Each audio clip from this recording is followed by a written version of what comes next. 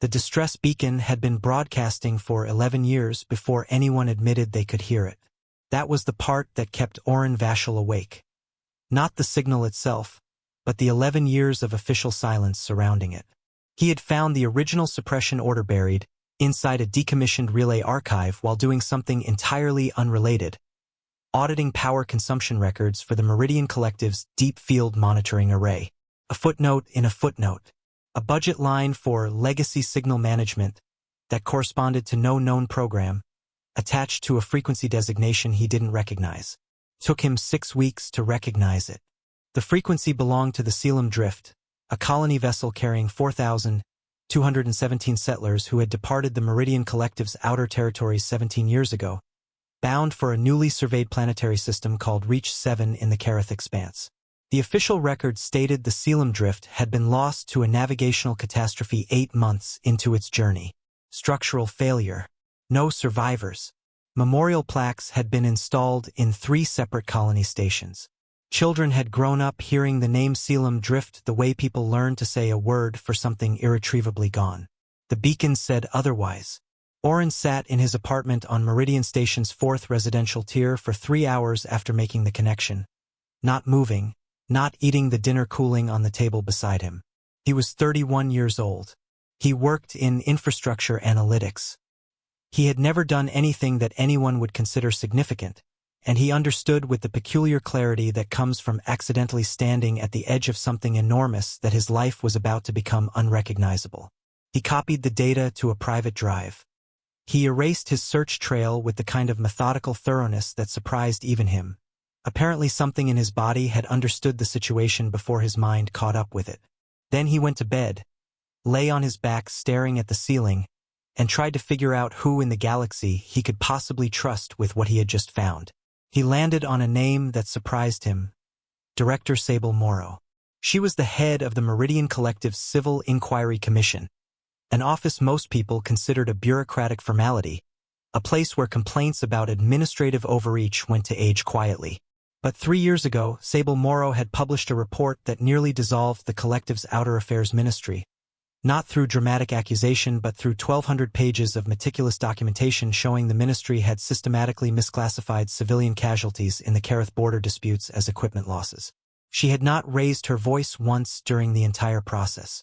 She had simply released the numbers and let them speak, and the ministry had spent the following 2 years trying to explain why the numbers were wrong and failing. She was also the only senior official Orrin could find no record of being present for the meetings where the Caelum Drift suppression order had originated. He messaged her office at 5 a.m. He expected an automated response and a wait measured in days. Her personal reply came in 40 minutes. Come in this morning. Use the service entrance on level 2. Tell no one. He used the service entrance. He told no one. Sable Morrow's office was smaller than he expected, and messier in a way that suggested the mess was functional rather than neglected. Documents in stacks with a logic he couldn't read from the outside. A wall covered in printed correspondence with handwritten annotations in 3 colors. She was 62, with silver hair kept short and eyes the particular gray of someone who had spent decades looking at things other people found it easier not to look at. She did not stand when he entered.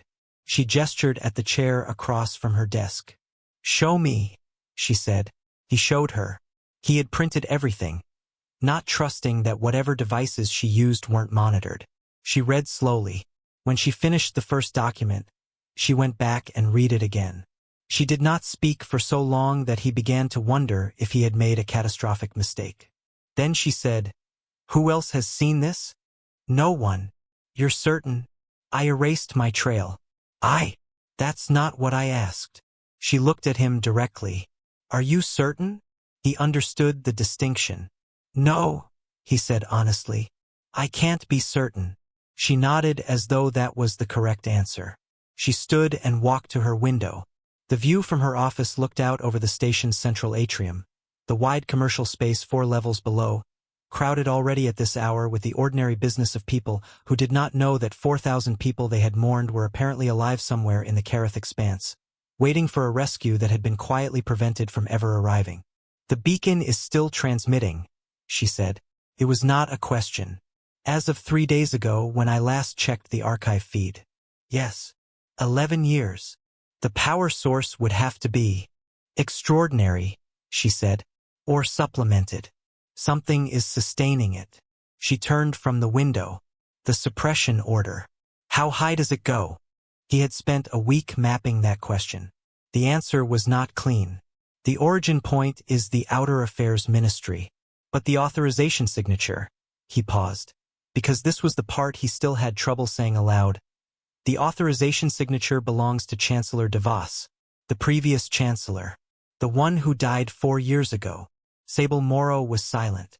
Which means, Oren continued carefully, that whoever is maintaining the suppression now is doing it without formal authorization. They're sustaining a dead man's order. Or the order was never meant to need renewal, she said quietly, because the expectation was that it would only need to last until the beacon died naturally. She walked back to her desk. She sat down.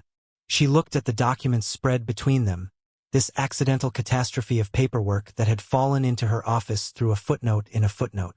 The Caelum Drift, she said. 4,000 people. 4,217, Oren said. She looked at him.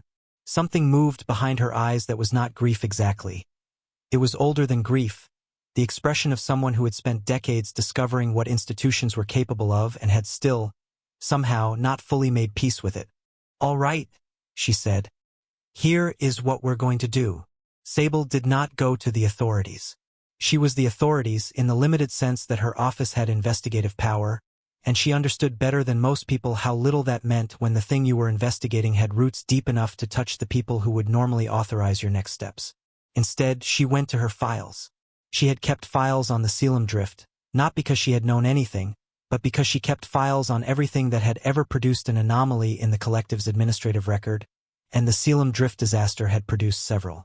Insurance disbursements processed unusually fast. Survivor compensation packages paid out to families before the formal investigation had concluded.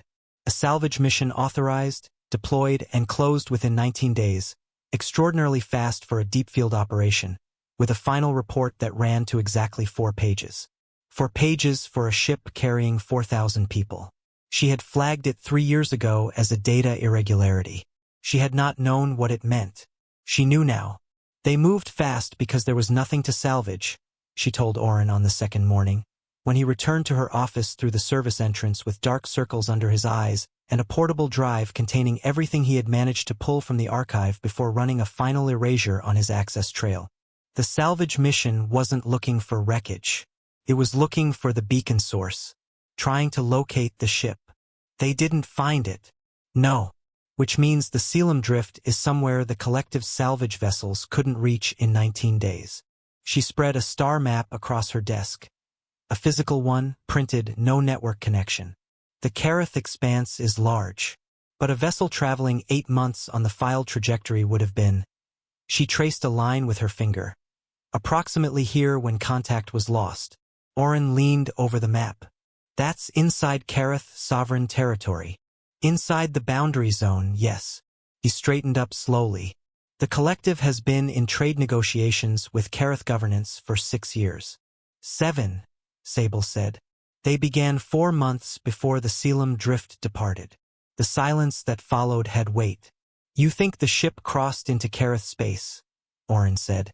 And the collective didn't want to acknowledge it because acknowledging it meant acknowledging an incursion during active negotiations.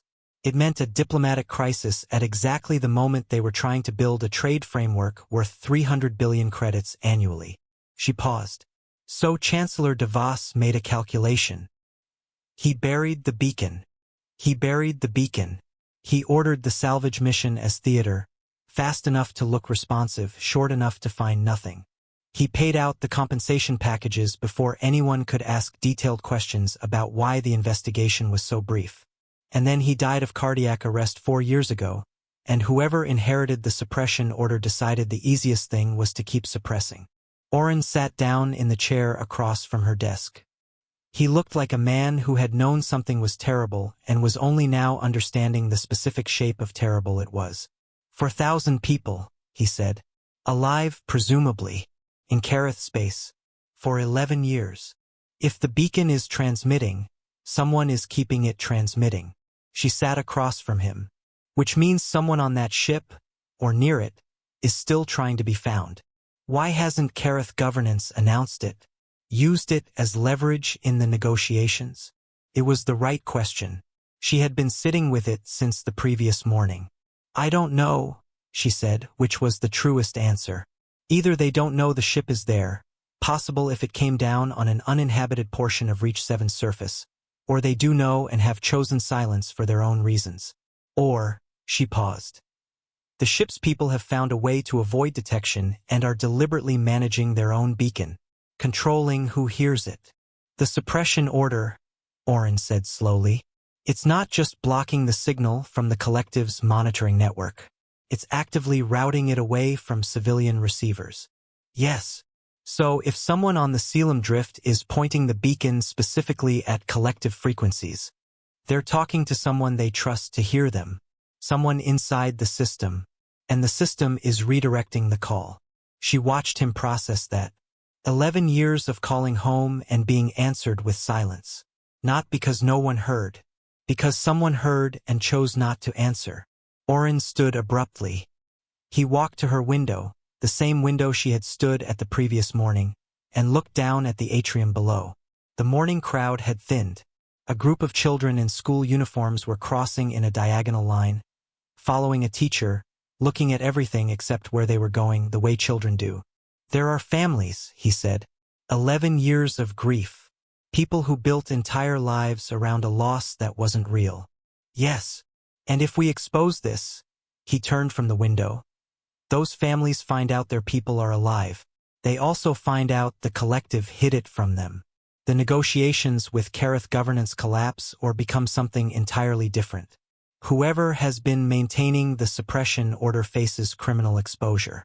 The current chancellor, who may or may not have known, faces a confidence crisis. He paused. Everything breaks open at once. Yes, Sable said. And if we don't, the beacon will eventually fail, she said simply. Power sources have limits. Whatever is sustaining it has been doing so for 11 years. At some point it stops. And then the question becomes permanent. Oren looked at her across the desk, across the star map with her traced fingerline, across the stack of documents that had fallen into both their lives through a budget footnote. You've already decided, he said. She met his eyes. I decided when you walked in, she said. I just needed to make sure you understood what you'd decided too. The first problem was evidence. What Oren had found was real, but it was thin in the way that things hidden by careful people are always thin, gaps where documents should exist, signatures on orders that reference programs with no corresponding files, a suppression mechanism that worked precisely because it left almost nothing to find. You could see the shape of the concealment without being able to fully illuminate what was inside it. A prosecutor looking at what they currently had would see suggestion, not proof. A journalist would see the same. Anyone with the power to act would need more, and getting more meant going deeper into systems that were almost certainly being monitored by whoever had been maintaining the silence. Sable explained this to Oren on the third morning with the particular patience of someone who had spent a career understanding why truth was insufficient on its own. We need a second source, she said. Something independent of the archive trail you found. Something that corroborates the beacon's existence through a channel the suppression order doesn't touch. What channel doesn't it touch? That's the right question. She had been working on it since before he arrived. She turned her wall of documents toward him. Not the full wall, but one section of it she had cleared and rebuilt overnight. The salvage mission. 19 days, for pages. But a mission that size had a crew. 12 people on the deployment record. Crew manifests are personnel files, not communications records. They sit in a different administrative system. If any of those 12 people talked to anyone after the mission, if any of them filed an anomalous leave request, sought psychological services, left the collective's employ unusually. Soon after, that's a thread that exists outside the suppression order's jurisdiction. Oren studied the wall. You already found something. One name, she said. A navigation specialist named Tessel Orvain. Left the salvage service 8 months after the Caelum Drift mission. No stated reason. Pension forfeited, she walked away from 12 years of contributions. Filed a residency transfer to the collective's outermost agricultural station, a place called Harrow's Landing, which has a population of about 900 people and is approximately as far from the station as you can get while remaining technically inside collective territory. Someone who wanted to disappear. Someone who succeeded at it. For 9 years. Sable picked up a printed personnel photograph and set it on the desk between them. A woman in her mid-40s, square-faced, with the particular look of someone who had learned to keep her expression neutral for a camera. She's still there. I checked the population registry this morning. Oren looked at the photograph. You want me to go to her? I want to go to her, Sable said. But I can't. Not without the journey appearing in my official travel record. And my official travel record is not private. If someone is watching this suppression order, and someone is, they will notice the Director of Civil Inquiry traveling to Harrow's Landing within days of a junior analyst accessing the Caelum Drift beacon frequency. But if I go, your infrastructure analytics, you travel periodically for array maintenance audits. I've already pulled your file. You have standing authorization for field travel to 17 stations, including 2 within routing distance of Harrow's Landing. A detour of that kind would take 4 days and be entirely unremarkable. She paused. You would need to go alone. You would need to say nothing to anyone about why. He was quiet for a moment. She watched him understand the full weight of what she was asking. Not just the travel, but the position it placed him in. A junior analyst traveling quietly to find a woman who had hidden herself at the edge of the known world. No institutional cover. No protection if someone noticed. What do I tell her? He said. The truth. That you found the beacon. That you believe she knows what the salvage mission actually found. That there are 4,000 people whose families deserve to know they're alive. She held his gaze. And that you're not from anyone official. You found this alone. You're offering her the chance to be part of putting it right. And if she refuses, then we are back to what we have, which is thin. And we find another way. She said it without drama, as a simple fact. She had spent a career working around walls. But I don't think she'll refuse. Why not? Sable was quiet for a moment. She looked at the photograph of Tessel Orvain, at the neutral expression, the 9 years of deliberate invisibility the pension walked away from and never claimed. Because she's been waiting, she said.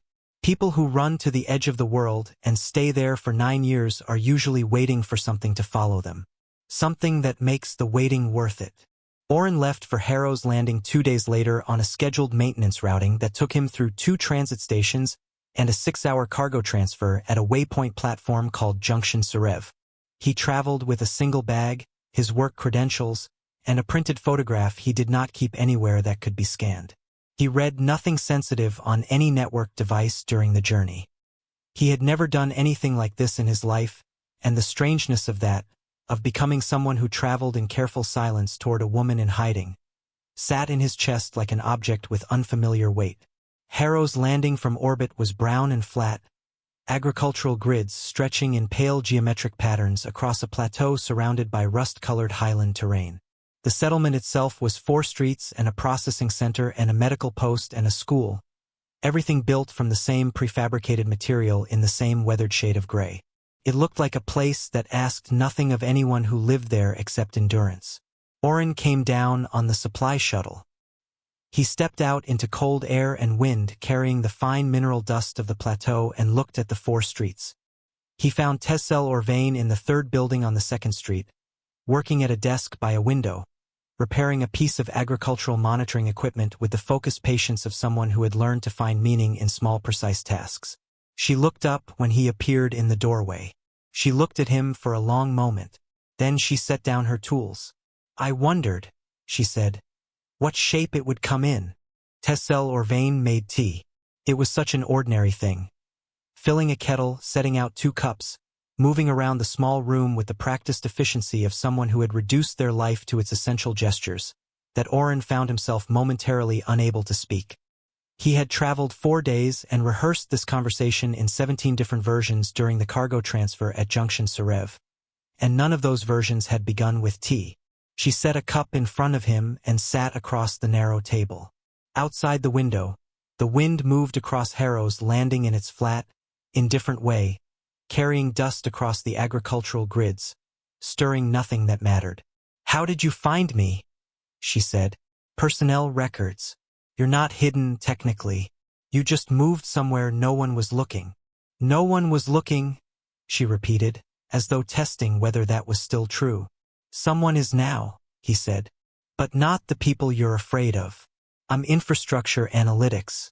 I found the beacon by accident during a power consumption audit. I'm nobody." She looked at him steadily. She had the eyes of someone who had spent 9 years deciding what to trust. "Nobody doesn't come to Harrow's Landing." "I did," he said, "because 4,000 people are alive somewhere in the Carith Expanse and their families think they're dead. And the only person I could find who might know what happened is sitting in front of me drinking tea at the edge of the world." She looked at her cup. A long silence. The wind pushed against the window. Somewhere outside, a piece of equipment was making a rhythmic sound. Something agricultural, something patient and mechanical. "We found them," she said. Oren went very still. "The salvage mission. Day 11. We weren't supposed to. The mission parameters had us running a debris search pattern across the file trajectory corridor. Standard procedure for a navigational casualty. But the navigation array picked up a surface energy signature on Reach 7 that was inconsistent with the planet's geological profile." She wrapped both hands around her cup. "Commander Vass wanted to log it as interference and continue the pattern sweep. I pushed to investigate. We had 8 days of fuel margin. He agreed." She paused. "We should not have agreed. What did you find?" Tessel set down her cup. She stood and walked to a storage cabinet built into the room's far wall, opened it, and reached behind a row of equipment manuals to retrieve a small metal case of the kind used for sensitive electronic components. She brought it to the table and set it between them. "I copied everything before they wiped my personal logs," she said. "They audited the ship systems when we returned, but they didn't check individual crew lockers. I had 12 hours between docking and the audit team's arrival." She tapped the case. "Everything is in here." She opened it. Inside, nested in foam padding, was a data module, old format, the kind used 9 years ago, and a standard portable reader beside it. She connected them with the ease of someone who had done it many times in the dark, making sure it still worked. The display activated. Oren leaned forward. The first image was an aerial survey capture. Reach 7's surface from 4 kilometers altitude, the rust and ochre of its terrain broken by something that did not belong there. A settlement. Not a crashed ship, not wreckage, a settlement with the geometric logic of something built deliberately over time. Structures arranged in concentric rings. Cleared land in cultivated patterns. What appeared to be irrigation channels running from a highland water source to a central growing area. Small and fragile and unmistakably, heartbreakingly alive. "They landed intact," Oren said. "The Caelum Drift had emergency atmospheric landing capability. Most colony vessels that size do. We think a navigation system failure brought them down on Reach 7 instead of continuing to their target system. But they landed. They survived." She advanced the image. "This was taken on day 12 of our mission, 11 months after they departed Meridian Station. The settlement here," she indicated a section of the display, "is already this developed. These people didn't just survive a crash. They started building immediately." The next image showed the beacon, a tower structure, clearly constructed from salvaged ship components, rising from the settlement's highest point. Crude but effective, aimed deliberately at collective broadcast frequencies. "They knew we would come," Oren said quietly. "They were counting on it." Tessel's voice was even, but something moved beneath it. Something that had been held still for 9 years and was only now being allowed to shift. "We made a low pass. Visual contact. We could see people on the ground. They saw us. They were—" She stopped.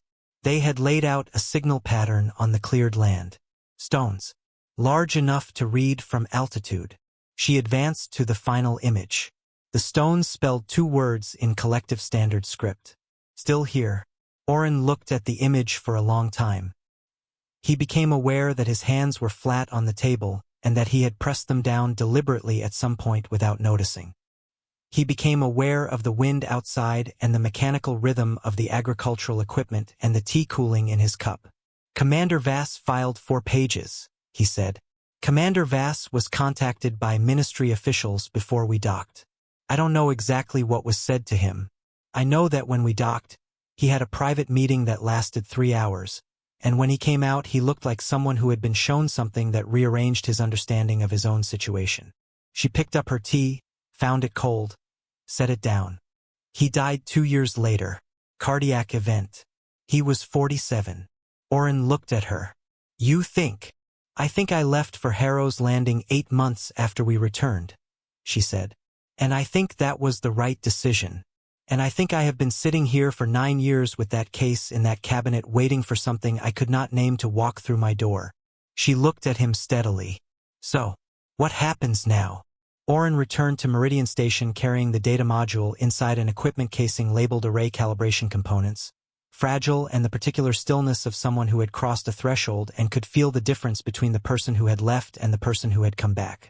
Sable met him at her office. Service entrance. Pre-dawn.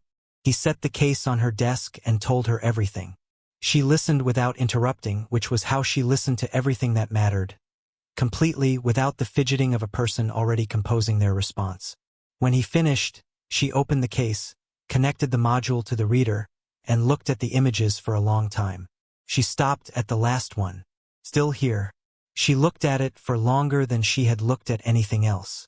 Then she disconnected the reader, closed the case, and set both hands flat on her desk. All right, she said. We have enough. Enough for what exactly? She stood and went to her document wall, the section she had rebuilt for this, which had grown considerably in the days he had been traveling. The suppression order connects Chancellor DeVos to a ministry authorization chain. The salvage mission record connects the ministry to confirmed knowledge of survivors. Tessel Orvain's data module connects both to a physical record that cannot be administratively explained away. She paused.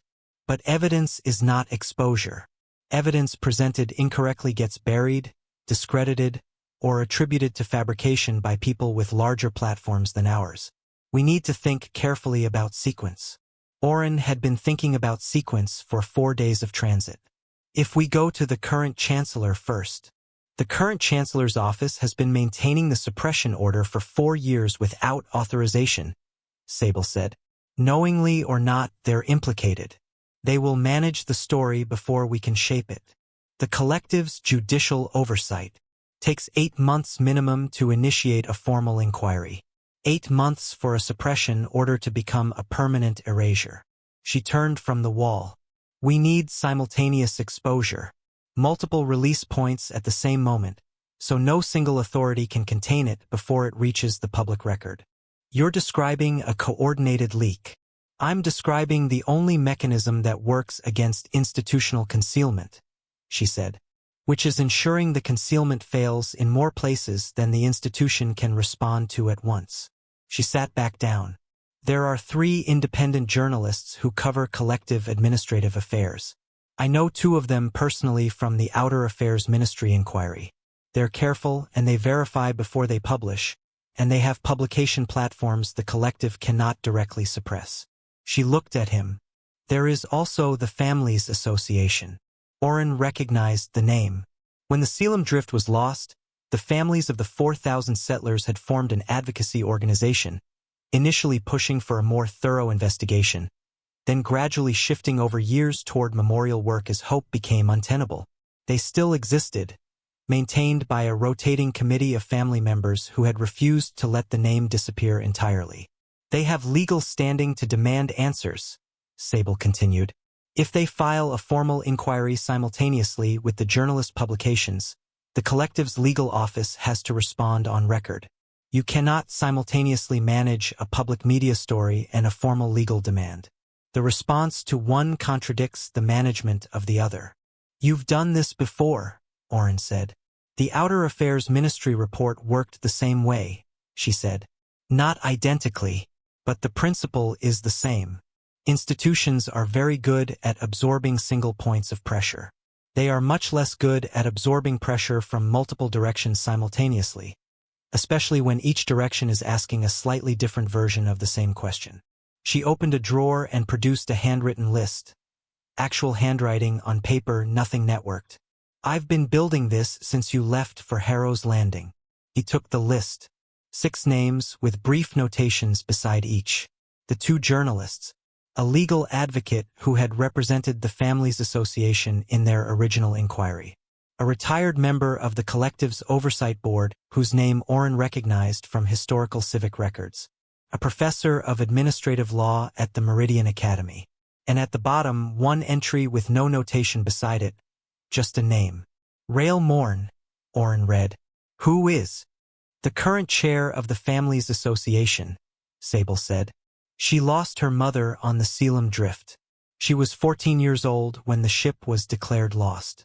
She is now 25, and she has spent the last 4 years running the association's memorial archive because she couldn't let it go.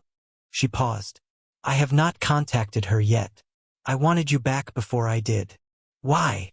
Sable looked at him with the directness she applied to questions she considered important. Because she needs to hear this from someone who found it the way you found it. Accidentally, without agenda, without institutional positioning. She needs to hear it from someone who has no reason to tell her except that it's true. She held his gaze. That's you, not me. I'm a director with a complicated relationship to the same administration that buried her mother. You are a man who found a footnote in a footnote and followed it to the edge of the world. Oren was quiet. Outside, Meridian Station's pre-dawn cycle was beginning its light shift, the corridor beyond Sable's service entrance brightening by degrees toward the artificial morning the station maintained on a 24-hour rhythm. He had been awake for most of the last 2 days. He was tired in a way that had moved past ordinary fatigue into something more fundamental, the exhaustion of carrying something too large for too long. If we do this, he said, there is no version where it stays controlled. No, Sable said. People are going to be devastated. Not just the families learning the truth. People who believed in the collective's integrity. People who trusted. Yes, she said. The truth is frequently devastating. That has never been a reason not to tell it. She looked at him steadily. The alternative is that the beacon eventually fails. And then the question becomes unanswerable. And Rael Mourned spends the rest of her life running a memorial archive for someone who was alive the whole time and died waiting to be found. Oren looked at the list, at the name at the bottom with no notation. Set up the meeting, he said. Rael Mourned arrived at Sable's office carrying a canvas bag full of documents she hadn't been asked to bring. Oren noticed this immediately, the instinct of someone who had learned that meetings about important things required preparation, who had trained herself never to be caught without evidence of her own, never to be in a room where she was the only one without something to show. She was 25 but carried herself with the particular composure of someone who had done their grieving young and come out the other side into something harder and quieter than grief.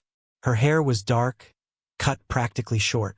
Her hands, when she set the bag on the table, were steady. She looked at Sable first, then at Oren. You said you found something, she said.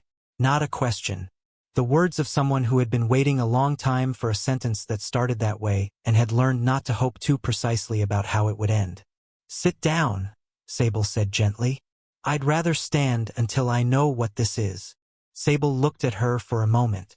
Then she turned the portable reader toward Rael and activated the display. The first image. The settlement on Reach 7, aerial view, concentric rings of structures, cultivated land, the irrigation channels catching the pale light of a distant sun. Rael looked at it. She did not speak. The second image. The beacon tower, built from salvaged ship components, rising from the settlement's high point. Still nothing. But her hands, which had been resting on the back of the chair in front of her, tightened slightly on its edge. The third image. Still here. Rael Mourned looked at the stone letters laid out on cleared ground, large enough to read from 4 kilometers altitude, placed there by people who had survived a crash landing and built a settlement and kept a beacon burning for 11 years and believed, had to believe, had chosen to keep believing that someone would come. She made a sound that was not a word. Then she sat down. Nobody spoke for a while. The image stayed on the display. Outside the office, The station carried on its ordinary rhythms, indifferent to the specific shape of what was happening in this small room at this pre-dawn hour. "My mother's name was Caelum, Rael said finally. Her voice was level with the effort of someone who had decided how they were going to hold themselves through this and was holding. She was an agricultural systems engineer. She took the posting on the Caelum Drift because Reach 7's survey data showed soil composition similar to the northern territories she'd grown up in. She said, she paused briefly. She said she wanted to grow something on a world nobody had grown anything on yet. She looked at the image. The irrigation channels, she said. Yes, Oren said quietly. That's her work. Or people she trained. That pattern. She reached forward and pointed at the display without touching it, her finger tracing the lines of the channels. That's a specific method. Tertiary feed distribution. She wrote her thesis on it. She taught it to the agricultural team before departure. She pulled her hand back. She's alive. We believe so, Sable said carefully. The imagery is 9 years old from the salvage mission. We don't have current confirmation, but the beacon is still transmitting as of 3 days ago.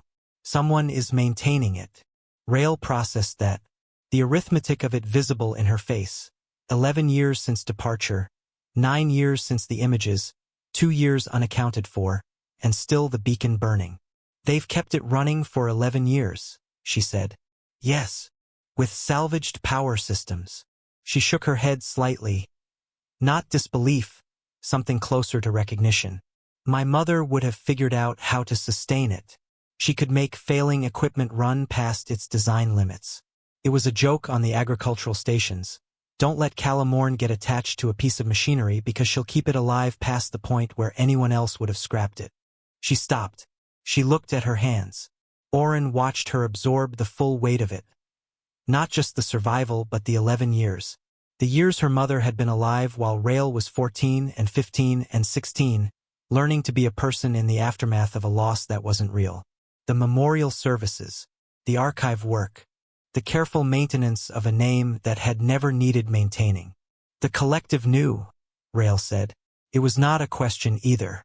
She had understood from the first image what the existence of this meeting meant. Chancellor DeVos authorized the suppression order, Sable said. The current administration has been maintaining it. Rael was quiet for a long time. Outside, the light shift completed. Morning arrived on Meridian Station with its usual indifference to the significance of particular days. What are you going to do? Rael asked. We're going to expose it, Sable said. Simultaneously through multiple channels so it can't be contained. But we need the Families Association to file a formal legal demand at the same moment the journalists publish. She paused. That's your decision to make. Not mine. Rael looked at her. You're asking if I'm willing to start a crisis. I'm asking if you're willing to tell the truth, Sable said. The crisis already exists. It's been existing for 11 years. We're asking if you're willing to make it visible. Rael reached into the canvas bag she had carried in. She produced a document. Old, handled many times, the edges worn soft. She set it on the table. It was a printed copy of the Caelum Drift's passenger manifest. 4,217 names in small careful type. She had carried it, Oren understood, for years. The worn edges said so. She put her hand flat on the page. I have 312 family members in the association's active registry, she said. People who have been grieving for 11 years. People who deserve to know. She looked up. How long do we have before we move? Sable looked at Oren. He thought about the beacon, its 11 years of transmission, its unknown power margin, its absolute refusal to go quiet. Days, he said. Not weeks. Rael nodded. She left her hand on the manifest. Then let's not waste them, she said. They had 4 days. Sable set that boundary not arbitrarily but from the specific calculation of someone who understood institutional response times. 4 days was the window between initiating contact with the 6 names on her handwritten list and the point at which enough people knowing a secret made the secret itself unstable, when the probability of an uncontrolled leak exceeded the probability of a coordinated one. Beyond 4 days, they lost the ability to shape the moment. Before 4 days, they hadn't built sufficient simultaneous pressure. For days, then, Oren stopped sleeping normally somewhere in the middle of the first one. The two journalists, a woman named Petra Soles who covered administrative accountability for the collective's largest independent news platform, and a methodical, slow-speaking man named Caelum Drift who had spent 12 years documenting governmental opacity in a weekly publication with a small readership and an outsized reputation for accuracy. Both responded within hours of receiving Sable's initial contact. Not with excitement, which would have worried Oren. With the measured, careful energy of people who understood that a story this large required verification proportional to its weight. Petra Soles arrived at Sable's office on the first afternoon and spent 6 hours with the data module, cross-referencing everything against the public administrative record, asking questions that demonstrated she had already been pulling threads from the collective's outer affairs history long before this day. She found 3 additional corroborating irregularities Oren hadn't noticed: budget allocations, personnel transfers, a decommissioned relay station taken offline on a date that now made precise, terrible sense. She was methodical and she was fast, and she did not say anything about the story's significance, because she was the kind of journalist who understood that naming the significance of a thing was the reader's job, not hers. Caelum Drift spent 2 days reviewing the materials remotely, then arrived on the third morning and sat across from Oren with a cup of bad station coffee and asked him to describe, in exact sequence, every step of his accidental discovery. He wrote longhand in a notebook. He asked the same question 4 different ways at different points in the conversation. Oren understood he was being checked for consistency and did not mind. He was consistent because it had happened the way it had happened and there was only one version. The legal advocate, a precise, small-statured woman named Advocate Jeneth Call who had spent 20 years fighting administrative suppression cases and had the particular energy of someone who collected institutional wrongdoing the way others collected grievances but without the bitterness, with something closer to professional satisfaction, reviewed the suppression order's authorization chain and within 3 hours had identified the specific statutory violations involved. She used words like willful concealment and systematic obstruction of next-of-kin notification rights in the calm tone of someone reading a grocery list, and Oren found this more frightening than if she had been outraged. Rael worked the Families Association from her own apartment, calling the 312 active members individually, not en masse, because she understood that each of them deserved to hear it from a voice they recognized before they read it somewhere. She told Oren later that she had made the first 12 calls before she allowed herself to stop and breathe. After the 12th, she had locked herself in her bathroom for 10 minutes. Then she had come out and made 13 more. Every call produced the same sequence. Disbelief, then silence, then a sound she had no word for, then questions she could only partially answer, then something that was not quite relief and not quite collapse but lived in the geography between them. Several people simply could not speak. She stayed on the line with each of them until they could. She slept 3 hours across the 4 days.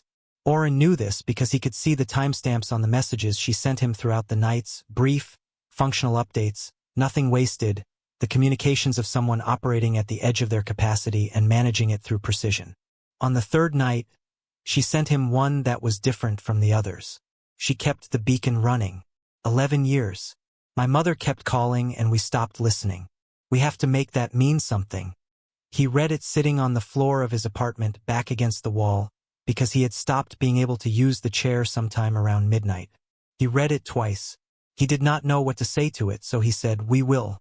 The 4th morning arrived with the specific quality of mornings that precede irreversible things, ordinary in texture, extraordinary in weight. Oren arrived at Sable's office at 5 a.m. to find her already there, already working, her document wall completely reorganized into a timeline of the day's sequence. She had written the publication windows in red, the legal filing time in blue, the moment of overlap, the 3-minute window during which both would be simultaneously active in the public record, circled once in black. The retired oversight board member, Oren said. Vance Oral. Confirmed. He's issuing a public statement simultaneously with the filing. Sable did not look up from the timeline. He served on the board during Chancellor DeVos's 2nd term. He has been very quiet about it for a long time. He told me yesterday that he had suspected something in the Outer Affairs Ministry's handling of the Caelum Drift case, but had found nothing concrete and eventually convinced himself he was wrong. She paused. He didn't say so, but I believe he has been waiting for someone to find what he couldn't. Everyone was waiting, Oren said. Yes, she said. That's what secrets do. They make everyone involved in them wait for someone else to move first. He sat down. They went through the sequence together one final time, not because either of them didn't know it, but because going through it together made it real in a different way than knowing it alone. Petra Souls publishing at the 7th hour. Caelum Drift at the 7th hour and 4 minutes. Advocate Call filing the legal demand at the 7th hour and 1 minute. Vance oral statement releasing at the 7th hour and 2 minutes. The 3-minute window in which all 4 events would exist simultaneously in the public record before any administrative response could be coordinated. At the 6th hour and 40 minutes, Sable's terminal received a message. She read it. Her expression did not change, but something in her posture shifted. A slight settling, the physical equivalent of a door closing behind you. What is it? Oren said. She turned the terminal toward him. It was from an address he didn't recognize, external, encrypted, routed through 3 separate relay points. 7 words. We know you are moving. Be careful. They looked at it together in the silence of the office. The people maintaining the suppression order, Oren said. Yes. They're warning us off. Or, Sable said carefully. They're warning us that moving fast matters. She looked at him. Someone inside that administrative chain just told us they know what we're doing and chose to send a warning rather than a block. That is not the action of someone who wants to stop us. Oren looked at the message. 7 words from inside the machinery of concealment, and the machinery had blinked. Sable stood up. She straightened her jacket. 7th hour, she said. 20 minutes. The 7th hour arrived like all hours arrive, without ceremony, without acknowledgement of its own significance. 1 second following the last with the same indifferent rhythm that had carried every moment before it. Petra Souls published at 7 hours exactly. The headline was spare, factual, and total. Collective officials suppressed survival evidence for Caelum Drift settlers. 11 years of documented concealment. No emotional framing. No interpretive language. Just the sequence of events laid out in precise chronological order, each claim sourced, each document referenced. The suppression order's authorization chain mapped step by step from Chancellor DeVos's signature to the current administration's silent maintenance of a dead man's decision. Tessel Orvain was identified only as a former salvage crew member who had preserved evidence at personal cost. The images were attached, the settlement, the beacon tower, the stone letters on cleared ground. Still here. Caelum Drift published at 7 hours and 4 minutes. His piece was longer, slower, built differently. 12 years of documented governmental opacity made him the kind of writer who understood that the architecture of concealment was as important as the concealment itself. He traced the 4-page salvage report against the standard documentation requirements for a mission of its type, showing through comparison alone what had been omitted and what those omissions meant. He included testimony from Oren, not quoted directly, presented as the account of the analyst who discovered the beacon frequency anomaly, and the effect was of someone stumbling into a vast hidden room and lighting a match, the darkness giving way not all at once but in expanding circles. Advocate Call's legal filing entered the public record at 7 hours and 1 minute. It was 43 pages long and named the current administration, the Outer Affairs Ministry, and 3 specific officials in the Chancellor's office as respondents. It cited 17 statutory violations. It demanded immediate disclosure of all materials related to the Caelum Drift suppression, the initiation of a rescue mission to reach 7 within 30 days, and a formal accounting to the Families Association of every decision made in the 11 years since the salvage mission's return. The final demand, listed last without special emphasis, was the one Rael had written herself and sent to Oren the previous evening for inclusion. Full acknowledgement, in the public record, of the names of all 4,217 settlers of the Caelum Drift, who survived, who built, and who waited. Vance's oral statement released at 7 hours and 2 minutes. It was 3 paragraphs. He had served on the Oversight Board during Chancellor DeVos's second term. He had noted irregularities in the Outer Affairs Ministry's handling of the Caelum Drift case. He had been unable to substantiate his concerns at the time and had, to his lasting regret, stopped looking. He was 81 years old. He did not expect this statement to rehabilitate anything about his own record. He issued it because 4,000 people had been alive while he sat in oversight meetings, and he intended that fact to be attached to his name for whatever time he had remaining. 3 paragraphs. Orrin read them in Sable's office at 7 hours and 3 minutes and felt something shift in the room that was not dramatic and not loud. Just a quiet, irreversible settling, the way a structure sounds when the last load-bearing piece is finally in place. The administrative response came at 7 hours and 19 minutes. A statement from the Chancellor's Communications Office describing the reports as containing significant inaccuracies and announcing an internal review. It was the statement of an institution that had been moving too fast to generate anything more considered. Within 40 minutes, 3 collective council members had issued independent statements calling for an external inquiry. Within 2 hours, the Chancellor's office issued a second statement, this one describing the internal review as a full independent commission. The first statement had vanished from their official channel, but Petra Souls had already archived it. Orrin sat in Sable's office through all of it, watching the responses appear on her terminal, and understood that the sequence was working exactly as she had designed it. Not because each individual piece was overwhelming, but because the institution could not look in 4 directions simultaneously without contradicting itself in the 5th. At 9 hours, Mourned called. Sable answered and held the terminal so Orrin could hear. Rail's voice was steady and wrecked in equal measure, the voice of someone who had held themselves together through an enormous effort and was now on the other side of the effort, still holding but differently. The association members are getting calls, she said. Media requests, collective officials, 2 council members offering personal apologies. A pause. I don't know what to do with personal apologies. You don't have to do anything with them yet, Sable said. You don't owe anyone a response today. My mother is alive, Rail said. The sentence came out without preamble, as though she had been carrying it all morning waiting for a moment to set it down somewhere. She's been alive this whole time. I grew up without her and she was alive. Nobody spoke for a moment. Yes, Sable said finally. When do we go get them? Rail asked. The filing says 30 days for a rescue mission. Is that real? Is that actually going to happen? Orrin leaned forward. The collective's deep field rescue capability can reach 7 in 18 days if they move immediately.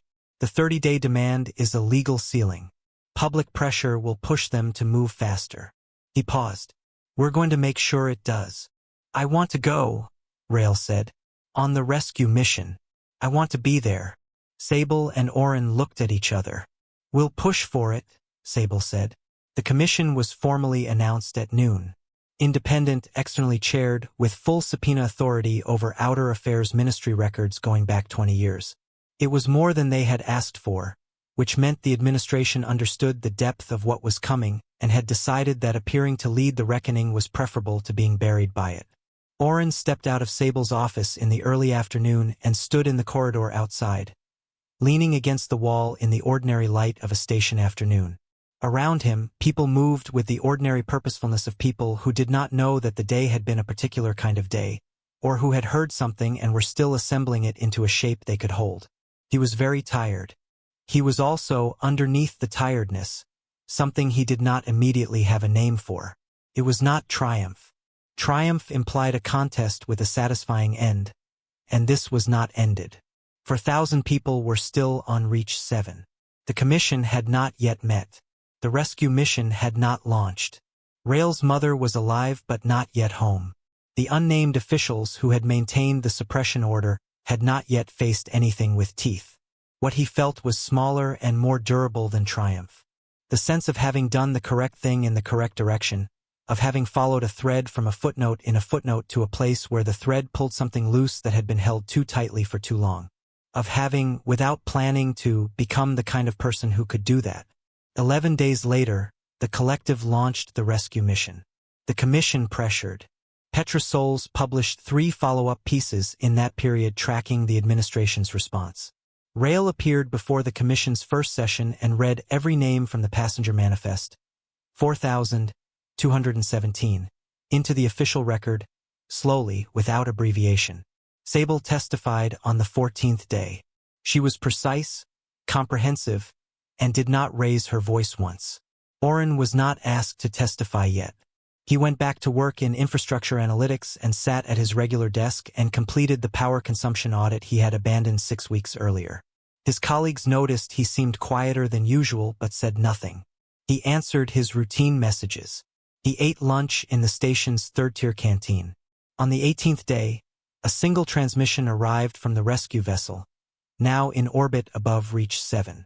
It was a visual feed, the settlement from altitude, the same concentric rings from Tessel Orvain's 9-year-old images, expanded now, larger, 11 years of continued building visible in every new structure and cultivated field. And on the cleared ground, visible from 4 kilometers up, the same signal. Still new stones. Recently laid. Still here. Oren was at his desk when the feed reached public broadcast. He looked at it on his terminal in the ordinary light of a station afternoon, surrounded by the ordinary sounds of people doing ordinary work, and let himself feel the full weight of what it meant. Not for himself but for a woman on Reach 7 who had kept a beacon running for 11 years and a daughter on Meridian Station who had spent 11 years learning to live inside a grief that had never been real. He sat with it for a long time. Then he closed the feed, opened his next report, and kept working. Outside, the station moved through its orbit with its usual indifference. Somewhere below in the 3rd residential tier, a man named Oren Vashel had found a footnote in a footnote and followed it to the edge of everything. Nobody who passed his desk that afternoon would have known it. That seemed, on reflection, exactly right.